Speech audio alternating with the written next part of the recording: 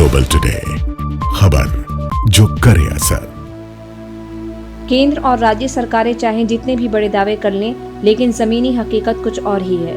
उत्तराखंड के तीर्थनगर में एक सरकारी स्कूल अब भी इंटरमीडिएट में उच्चीकृत नहीं हो पाया है, जिससे बच्चों का भविष्य अधर में लटक गया है। राज्यसभा सांसद कल्पना सैनी एक निजी स्कूल के कार्यक्रम में पहुंची, जहां बच्चों ने रंगारंग कार्यक्रम पेश किए।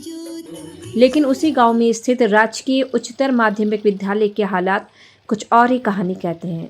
भोगपुर डैम के इस स्कूल तक पहुंचना आसान नहीं है। पथरीला रास्ता, घना जंगल और बरसात में कीचड़।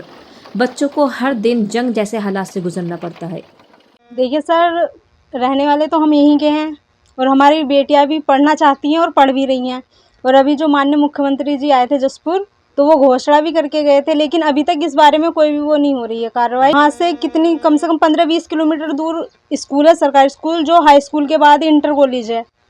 वहाँ जाती हैं लड़के, यहाँ से वहाँ जाने में कितनी दिक्कत आती है। तो कुछ लड़के इस वजह से पढ़ भी नहीं पाती, लेकिन अभी तक कोई भी कार्रवाई नहीं हुई है। बहुत दिन हो गए, अभी तक ना तो इस मामले में किसी ने कुछ किया है, बस कह के रह जाते हैं और करते कुछ नहीं है। ये बहुत 8 से 10 किलोमीटर दूरी पे है।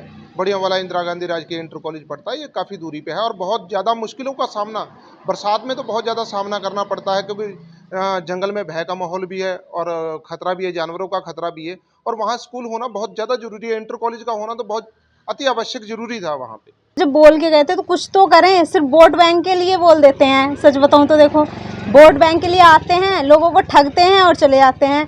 भाई कोई इतना बड़ा काम तो है नहीं उन लोगों के लिए। जब तुम बोल रहे हो तो करके भी दिखाओ ना। बस खाली वोट बैंक के टाइम आते हैं, ये भी कर देंगे वो भी कर देंगे। कि स्कूल को कहते हैं ना, बेटी पढ़ाओ बेटी बचाओ, वो वाली कहावत ना बस खाली बातों में रह गई है, बाकी और कुछ नहीं है। मुख्यमंत्री जी ने उच्चीकरण की घोषणा की थी कि इसे इंटर कॉलेज बनाया जाएगा, वो केवल एक हवा ही निकला है।